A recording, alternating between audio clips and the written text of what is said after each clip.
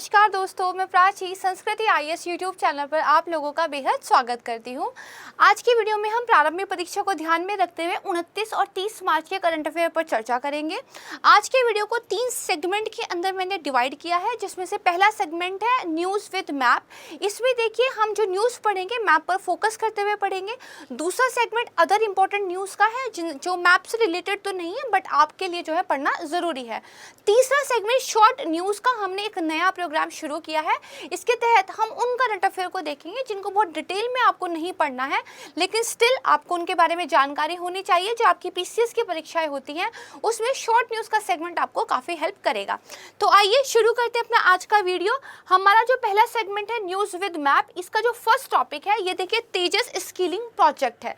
दरअसल यूएई ने ये प्रोजेक्ट जो है शुरू किया है। दुबई एक्सपो में इन्होंने इस प्रोजेक्ट को बाकायदा लॉन्च किया है और ये किया है उन्होंने स्किल इंडिया इंटरनेशनल प्रोजेक्ट के तहत। इस जो इनिशिएटिव का उद्देश्य है वो है जो विदेशों में रहने वाले भारतीय लोग हैं उनके कौशल विकास में जो है डेवलपमेंट करना, स्किल डेवलपमेंट उनका करना। यहाँ पर देखिए बताया गया है कि ये जो तेजस है इसका फुल फॉर्म क्या है, ट्रेनिंग फॉर अमीरात जॉब एंड स्किल्स। दरअसल इस प्रोजेक्ट के अंदर जो विदेशों में रहने वाले भारतीय युवा हैं उनका कौशल प्रशिक्षण किया जाएगा, बाजार की जो आवश्यकताएं होती है उसके अनुरूप उनका प्रमाणन किया जाएगा और साथ में उनको रोजगार उपलब्ध कराया जाएगा। जो इसका प्रारंभिक चरण है इसके तहत करीब 1000 लगभग 10,000 भारतीयों को जो है यूएई में रोजगार उपलब्ध कराया जाएगा। ठीक है, अब देखिए मैप समझ लेते हैं थोड़ा सा। यहाँ पर आप देख रहे हैं ये इंडिया की लोकेशन है। यहाँ से अगर आप अरेबियन सी में जाएंगे तो ये देखिए दुबई आपको दिखाया गया है। दुबई कहाँ पे, यूएई में है और दुबई एक्सपो में ही जो है तेजस प्रोजेक्ट लॉन्च किया गया था। अब देखिए यूएई का मैप देखते हैं। यहाँ पर ये यूनाइटेड अरब अमीरात से, ये बॉर्डर किससे बनाता है, ओमान से बनाता है, साथ में सऊदी अरब से बनाता है। इसके अलावा देखिए ये पर्शियन गल्फ यहाँ पर दिखाया गया है। इसके अलावा ये भी ध्यान रखिएगा कि ओमान का बॉर्डर देखिए आपको दिख रहा होगा यहाँ है, लेकिन ये सिर्फ यही खत्म नहीं होता। लैंड का एक छोटा सा टुकड़ा जो आपको यहाँ दिखाई दे रहा है ये भी ओमान ही है। ठीक है, ये आप मैप समझ गए। चलते हैं नेक्स्ट टॉपिक की तरफ। ग्रेट बैरियर रीफ में परवाल विरंजन, ये हमारा नेक्स्ट टॉपिक है। दरअसल विशेषज्ञों ने एक चिंता व्यक्त की है कि गर्मी आगे जो बढ़ने वाली है इसकी वजह से हमें आज तक का सबसे बड़ा परवाल विरंजन यानी कि कोरल ब्लीचिंग देखने को मिल सकता है। तो देखिए सबसे पहले जान लेते हैं कि ग्रेट बैरियर रीफ समुद्री उद्यान ये कहाँ पे है। तो ये देखिए ऑस्ट्रेलिया का एक पूरा मैप दिखाया गया है। इसके अंदर क्वींसलैंड जो है उस क्वींसलैंड में ये ग्रेट बैरियर रीफ है। इसी के अंदर देखिए great barrier reef marine park का क्या है, नॉर्थ सेक्शन है, ये इसका सेंट्रल सेक्शन है और ये इसका कैप्रिकॉर्न सेक्शन है। दरअसल जो ये पूरा का पूरा एक समुद्री तट है जो आपको इतनी बड़ा ये दिखाई दे रहा है, इस समुद्री तट के अंदर पूरी एक कोरल्स की स्ट्रक्चर्स हमें देखने को मिलती है। ठीक है, और इसी का नाम जो है ग्रेट बैरियर रीफ रख दिया गया है। लगभग 2300 किलोमीटर की एक संरचना है, इटली के आकार जितनी है और यहाँ पे बहुत सारी डिफरेंट जो है प्रजातियां मिलती है। जो विश्व धरोहर स्थल है यूनेस्को का उसका दर्जा भी इसको मिला हुआ है। अब बात करते हैं कि ठीक है ग्रेट बैरियर रीफ है, कोरल्स की बनी हुई है, अच्छी बात है, लेकिन कोरल्स क्या होते हैं। तो देखिए फोटो आपके सामने कोरल्स की दिखाई गई है। हालांकि कोरल्स का अपना कोई रंग नहीं होता है, मैं समझाती हूँ आपको। दरअसल दो जीव हैं, एक पॉलिप्स होते हैं, दूसरे होते हैं जूजेंथेलाई। इन दोनों का स्ट्रक्चर मिलकर ही कोरल्स का जो है निर्माण करता है। पॉलिप्स जो होते हैं वो समुद्र की जो एक पूरा पानी है उसमें सपोर्ट सिस्टम जो है जूजेंथेली को प्रोवाइड करते हैं और जो जूजेंथेली है वो पोषण जो है पॉलिप्स को देते हैं और साथ में वो क्योंकि उनके अंदर क्लोरोफिल होता है और भी कलर्स होते हैं तो कोरल को कलर भी जो है मिलता है। तो दोनों मिलके जो है कोरल्स का निर्माण करते हैं। अब आइए समझते हैं कि कोरल समझ में आ गया तो परवाल विरंजन यानी कि कोरल ब्लीचिंग क्या है। तो देखिए यहाँ पर ये कोरल्स का एक स्ट्रक्चर आपको दिखाया गया है। इसमें क्या है, ये जूजेंथेली लगे हुए हैं। ठीक है, जब कोई भी स्ट्रेस होता है जैसे तापमान में कोई प्रॉब्लम हो जाए या पोषक तत्वों की कमी हो जाए तो ये जो पॉलिप्स हैं ये क्या करते हैं, इन जूजेंथेली को क्या है अब बाहर निकालना स्टार्ट कर देते हैं। जैसे यहाँ पे दिखाया गया है कि जो जूजेंथेली है वो क्या कर रहे हैं, बाहर की तरफ जा रहे हैं, यानी कि कोरल्स ने उनको जो है लीव करना शुरू कर दिया है। अब क्योंकि कलर तो इसी वजह से मिलता था और ये चले गए हैं तो कोरल्स क्या है व्हाइट कलर का होना शुरू हो जाते हैं, यानी कि कोरल्स ब्लीच हो जाते हैं। अब क्योंकि कोरल को पोषक तत्व इन्हीं से मिलते थे, और जब ये नहीं रहे तो धीरे धीरे कोरल्स क्या है, मरने शुरू हो जाते हैं। यहाँ पर एक बात ध्यान रखिएगा कि जो कोरल्स हैं वो ब्लीच होने का मतलब ये नहीं है कि उनकी डेथ हो गई है। यहाँ पर ये माना जाता है वो बहुत ज़्यादा स्ट्रेस में है, ठीक है, और जिस वजह से उनको तनाव मिला है, अगर उस कारण को हटा लिया जाए तो कोरल जो है रिवाइव भी कर सकते हैं। लेकिन अगर वो सिचुएशन अभी यहाँ नहीं हटाई गई तो हो सकता है कोरल्स की जो है फाइनली डेथ हो जाए। यहाँ पर देखिए बताया है, तापमान, प्रकाश और पोषण में होने वाला कोई भी परिवर्तन परवालों पर तनाव बढ़ा देता है, जिसकी वजह से वो अपने उत्तकों में रहने वाले जूजेंथली नामक सहयोगी शैवाल को जो है निष्कासित कर देते हैं। ठीक है, तो हमने समझा कोरल क्या है, कोरल ब्लीचिंग क्या है, साथ में हमने मैप में देखा जो ग्रेट बैरियर रीफ है वो कहाँ पे रहती है। अब आते हैं टॉपिक नंबर 3 की तरफ, 1921 का मालाबार विद्रोह। ये देखिए न्यूज़ में है।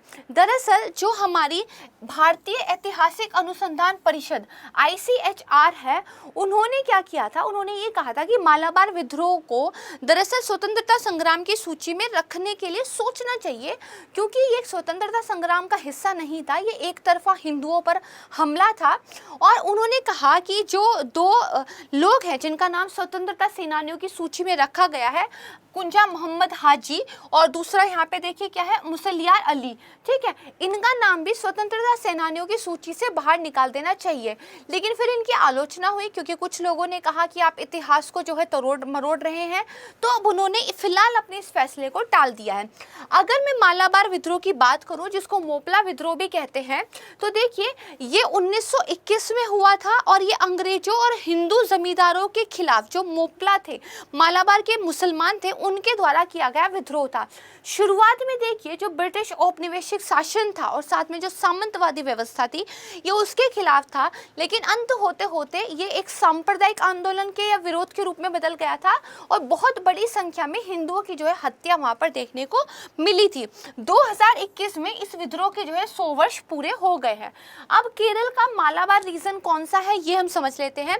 देखिए ये पूरा का पूरा केरल का मैप आपको दिखाया गया है, ठीक है। इसी में से टोटल मिलाकर 6 जिले, जिनका नाम है पलक्कड़, मामलापुरम, कोझिकोडे, कन्नूर, कसारगोड और वायनाड, ठीक है, ये जो है मिलकर मालाबार रीजन बनाते हैं। जैसे यहाँ पे आ जाइए, कसारगोड, कन्नूर, वायनाड, कोझिकोड, मालापुरम और पलक्कड़, यानी कि ये वाला जो आपका पूरा एक एरिया बनेगा, ठीक है, ये आपका क्या है, मालाबार रीजन कहलाता है। इसको थोड़ा सा ध्यान रखिएगा, और कौन से 6 जिले इसके अंदर आते हैं इसको थोड़ा सा ध्यान रखिएगा, ठीक है। इसके बाद मोपला विद्रोह मैंने आपको समझा दिया। अब नेक्स्ट टॉपिक की बात करते हैं, रेलवे ट्रैक पर हाथियों की मौत। दरअसल देखिए जो केंद्र सरकार है, पर्यावरण जो मंत्रालय है, उन्होंने रेलवे मंत्रालय के साथ मिलकर रेलवे ट्रैक पर हाथियों की मौत को रोकने के लिए एक स्थायी समिति का जो है निर्माण किया है। दरअसल रेलवे ट्रैक पर जो हाथियों की मौत होती है वो प्राकृतिक मौत होने के बाद दूसरे नंबर पर आती है, तो एक गंभीर विषय है, ठीक है। देखिए यहाँ बताया गया है कि रेलवे ट्रैक पर अगर देश भर के आंकड़ों की बात करें तो 18-19 में करीब 19-20 में करीब 14 और साथ में 20-21 में करीब 12 हाथियों की जो है मौत हुई थी। तो इसीलिए रेलवे ट्रैक का जो है हमने सीमांकन भी कर दिया है, हाथी मार्गों के रूप में अनुसूचित भी कर दिया है, लेकिन फिर भी जो है रेलवे ट्रैक से जो हाथियों की टकराना है वो खत्म नहीं हो रहा है। यहाँ पे देखिए एक मैप दिखाया गया है, जो एलिफेंट रिजर्व है भारत के, उनके बारे में यहाँ पे दिखाया गया है। जैसे ये शिवालिक है, ठीक है, उत्तर प्रदेश वाला एरिया है, यहाँ पे आप देखेंगे दांदेली है, रयाला है, मैसूर है, वायनाड है, ठीक है, नीलगिरी है यहीं पे, ठीक है। इसके बाद आप देखेंगे महानदी, सिहिमूम, तो ये जो एरियाज दिखाए गए हैं नॉर्थ ईस्ट में आप देखेंगे काफी बड़ी तादाद में है, ठीक है। तो यहाँ पर देखिए क्या है, एलिफेंट रिजर्व है। इस मैप को थोड़ा सा ध्यान से देख लीजिएगा। तो देखिए अभी तो कुछ उपाय ऑलरेडी किए गए हैं। तो जैसे क्या क्या, एक तो क्या है, लोको पायलट के लिए स्पष्ट दृश्य प्रदान करें, इसके लिए रेलवे पटरियों के किनारे वनस्पतियों की सफाई की गई है, उपयुक्त साइनेज बोर्ड का उपयोग करना चाहिए, ठीक है। इसके अलावा अंडरपास, ओवरपास की स्थापना करनी चाहिए। साथ में क्या है, जो कर्मचारी हैं उनकी नियमित गश्त होनी चाहिए ऐसे हिस्सों पर। और एक समाधान ये है कि आप इको ब्रिज का निर्माण करो। तो ये इको ब्रिज क्या है इसको समझ लेते हैं। दरअसल ये ब्रिज वन्य जीव गलियारा होते हैं, हैं, कॉरिडोर्स होते हैं, इनको जो है वनस्पतियों से एक तरीके से ढक दिया जाता है, वन्यजीव क्रॉसिंग के रूप में इनको प्रयोग किया जाता है और एक एरिया को दूसरे एरिया से जोड़ने का ये काम करते हैं।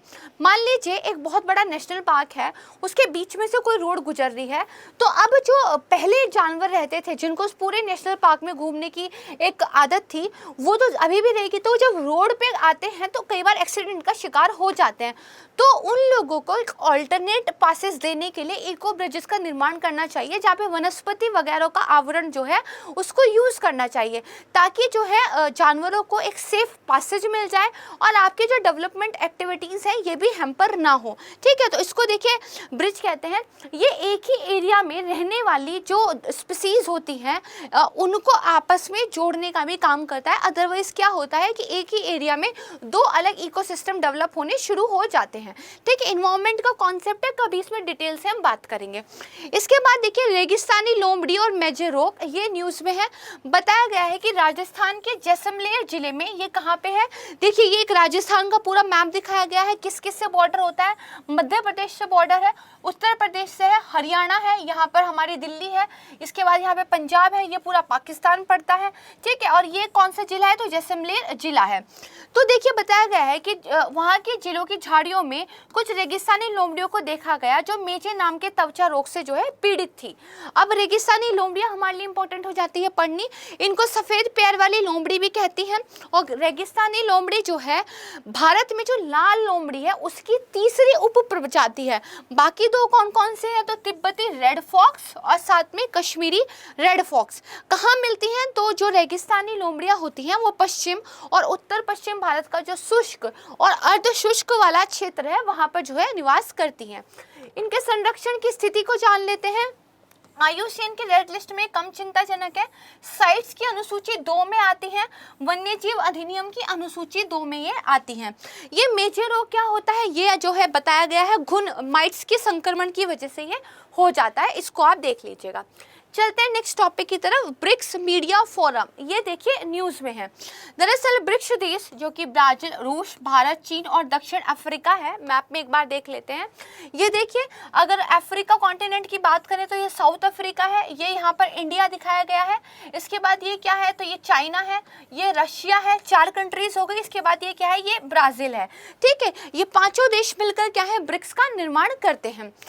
न्यूज़ क्या है, ये कह रहे हैं कि 3 माह का एक प्रशिक्षण कार्यक्रम पत्रकारों के लिए जो है इन्होंने शुरू किया है, और ये जो कार्यक्रम है ये ब्रिक्स मीडिया फोरम की ही एक पहल है। ठीक है, आपके लिए मैप थोड़ा सा इंपॉर्टेंट हो जाता है, ये समझ लीजिएगा। अब क्योंकि ब्रिक्स इंडिया फोरम की हम बात कर रहे हैं तो इसके बारे में जान लेते हैं। देखिए पांचों देशों के द्वारा 2015 में इसकी जो है स्थापना की गई थी। इसके अंदर द हिंदू जो कि इंडिया का है, ब्राज़ील का CMA ग्रुप, रशिया का स्पुतनिक, चीन का सिन्हुआ और दक्षिण अफ्रीका का इंडिपेंडेंट मीडिया जो है शामिल है। ध्यान रखिएगा, भारत से कौन है, द हिंदू, जिसको हम सभी बहुत फॉलो करते हैं। इसके बाद देखिए इसका उद्देश्य क्या है, जो ब्रिक्स देशों की मीडिया है उनके बीच में एक समन्वय तंत्र का काम करना जो है इसका काम है। चलिए, तो यहाँ पे हमारा देखिए नेक्स्ट टॉपिक है चंडीगढ़ प्रशासन।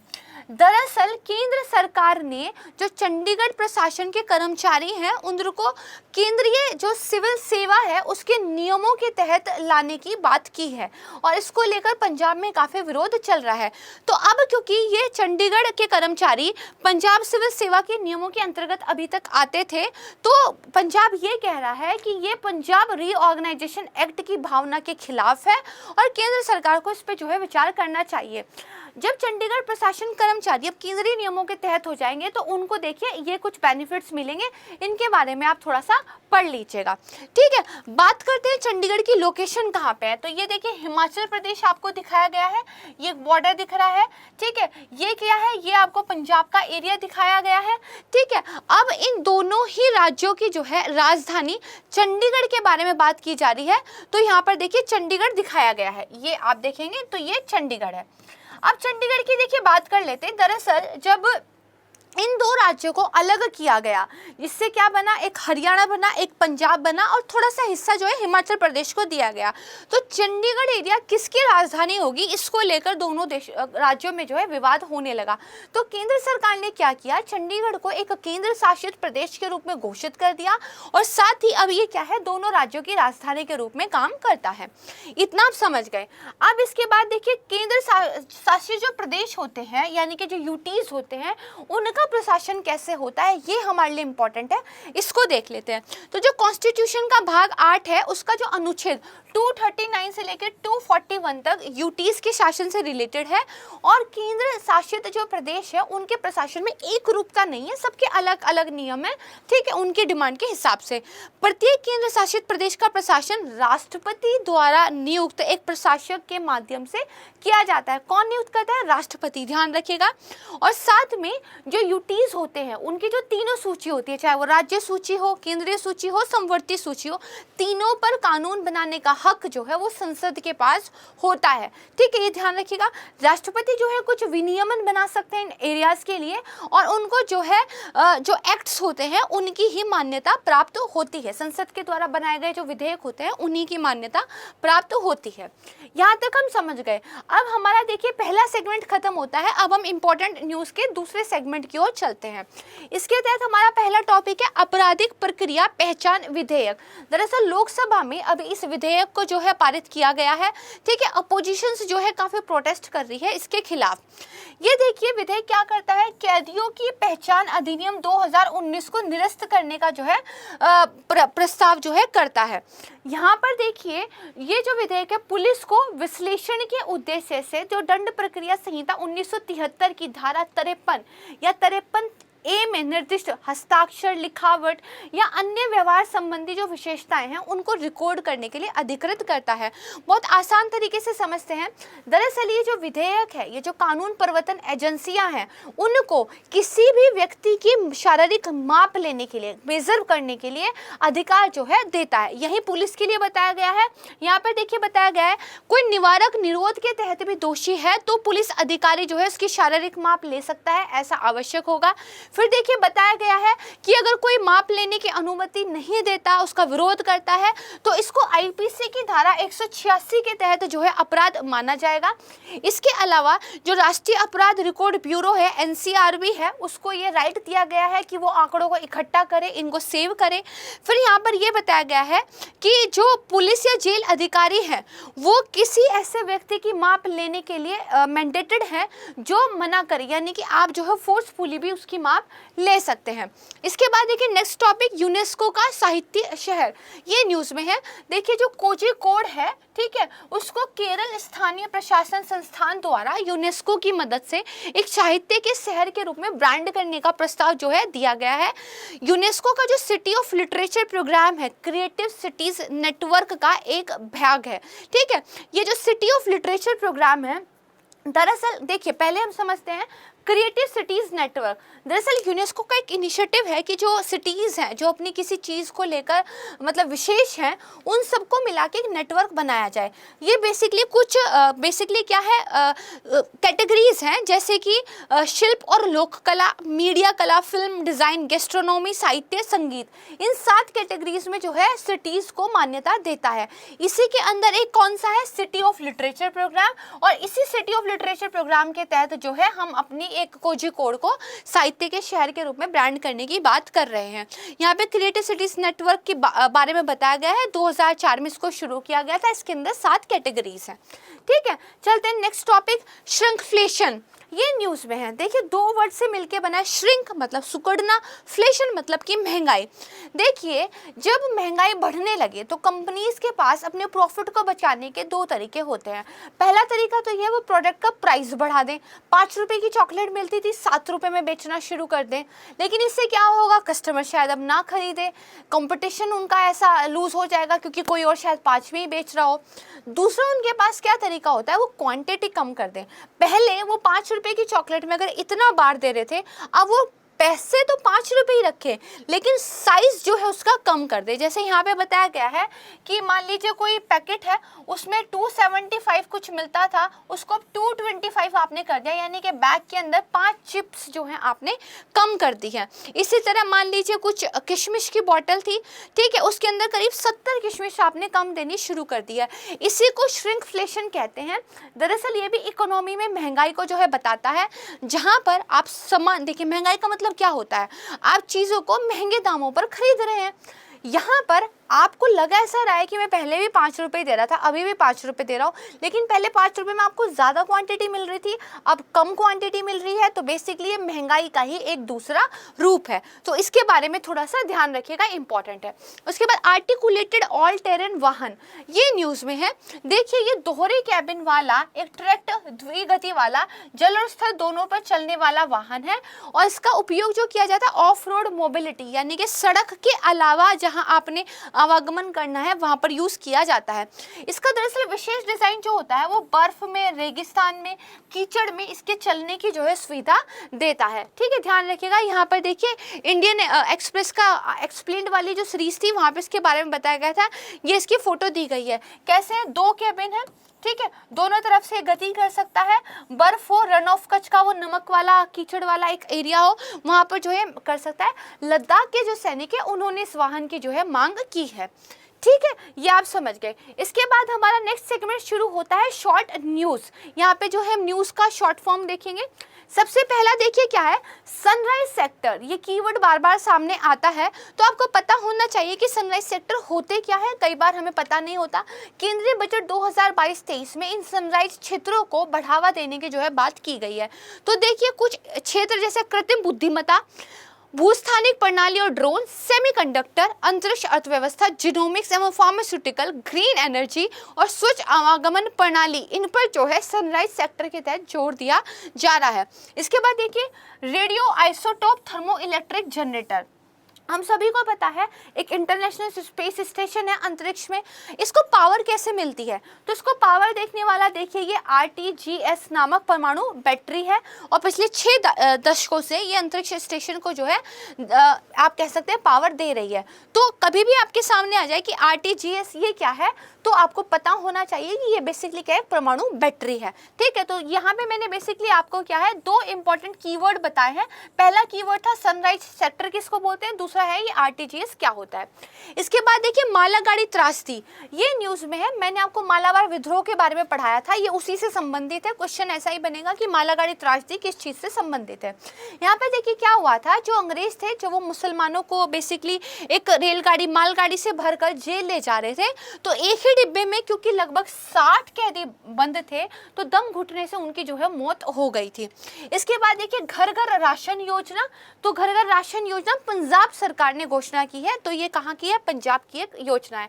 नेक्स्ट देखिए अलोपेशिया एरिएटा, अभी देखिए ऑस्कर अवार्ड दिए गए, वहां पे आपने देखा होगा एक अभिनेता ने एक कॉमेडियन को थप्पड़ मार दिया क्योंकि उन्होंने कोई जोक किया था। बाद में पता चला कि वो जो जोक उन्होंने किया था वो बेसिकली एक कंडीशन की वजह से वैसा था और उनको नॉलेज नहीं थी, उसमें हम नहीं जाएंगे।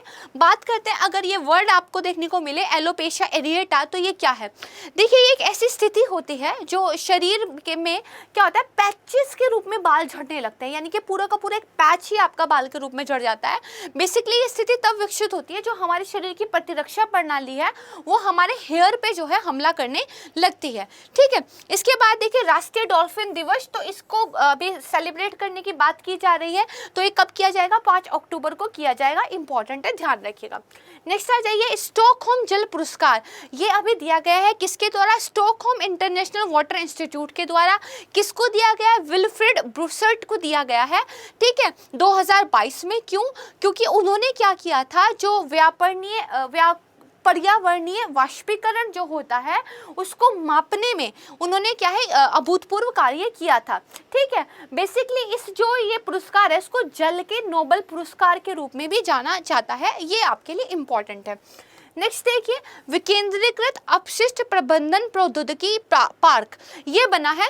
तो भारत सरकार का जो वेस्ट टू वेल्थ इनिशिएटिव है उसके तहत पूर्वी दिल्ली नगर निगम के सहयोग से न्यू जाफराबाद पूर्वी दिल्ली में नगर पालिका ठोस अपशिष्ट के ऑन साइट प्रसंस्करण के लिए इस पार्क का जो है उद्घाटन किया गया है। यहाँ पे क्या होगा, जीरो वेस्ट और जीरो ऊर्जा के साथ एक scalable online processing technology park की जो है स्थापना की जाएगी। आपको बस पता होना चाहिए कि इस तरह का पार्क कहाँ पे लग रहा है। तो ये न्यू जाफराबाद जो है पूर्वी दिल्ली नगर पालिका का वहाँ पर स्टैब्लिश हो रहा है। इसके बाद देखिए, यूएनईपी की फ्रंटियर रिपोर्ट 2022 ये न्यूज़ में है। तो यूएनईपी ने इसको लॉन्च किया है जिसका टाइटल था नॉइज ब्लीच एंड मिसमैच। इस रिपोर्ट में बताया गया है कि जो ढाका है बांग्लादेश का, वो दुनिया में सबसे ज़्यादा शोर करने वाले शहरों में से एक है। दूसरे नंबर पे जो भारत के उत्तर प्रदेश का मुरादाबाद है वो आता है। ठीक है, इसके बाद देखिए, state of world population report 2022, इसके ऊपर एक बार यूपीपीसीएस में क्वेश्चन भी पूछा जा चुका है। किसके द्वारा जारी होती है? तो संयुक्त राष्ट्र जनसंख्या कोष के द्वारा। ठीक है, इसका इस बार वो क्या थी, थीम क्या थी, seeing the unseen, the keys for action in neglected crisis of unintended pregnancy, इस शीर्षक से इसको जो है लॉन्च किया गया है। इसके बाद देखिए, प्रस्थान एक अपतटीय सुरक्षा अभ्यास, ये न्यूज़ में था। तो जो हमारी पश्चिमी नौसेना कमान है उस वहां पर देखिए 16 नवंबर 2021 को मुंबई से दूर एक अपतटीय विकास क्षेत्र में प्रस्थान नामक से एक सुरक्षा अभ्यास का जो है आयोजन किया गया था। तो प्रस्थान क्या है ये ध्यान रखिएगा, एक अभ्यास है किसके द्वारा, पश्चिमी नौसेना कमान के द्वारा किया गया था। ठीक है, तो यहाँ पे देखिए हमारी वीडियो समाप्त होती है। हमने तीनों सेगमेंट को बड़े अच्छे से कवर कर लिया है। ओके, तो अब मेरे को लगता है कि जो भी चीज़ें हमने अभी तक पढ़ी हैं, मुझे लगता है कि मैं उम्मीद करती हूँ कि आपको अच्छे से समझ आ रही होंगी। और अगर चीज़ें आपको समझ आ रही हैं तो वीडियो को लाइक ज़रूर कीजिएगा, शेयर कीजिए ज़्यादा से ज़्यादा। और अगर अभी तक आपने चैनल को सब्सक्राइब नहीं किया है तो चैनल को सब्सक्राइब ज़रूर कीजिए। हमारा जो प्रीलिम्स डायरी के अंदर ये 3 सेगमेंट में प्रोग्राम्स हमने चलाया है, ये आपको कैसा लगा है और आपकी क्या फीडबैक है, इसको कमेंट सेक्शन में ज़रूर बताइएगा। आपके जवाबों का मुझे इंतज़ार रहेगा। मेरी पूरी संस्कृति आईएएस टीम की तरफ से आप सभी का धन्यवाद। नमस्कार।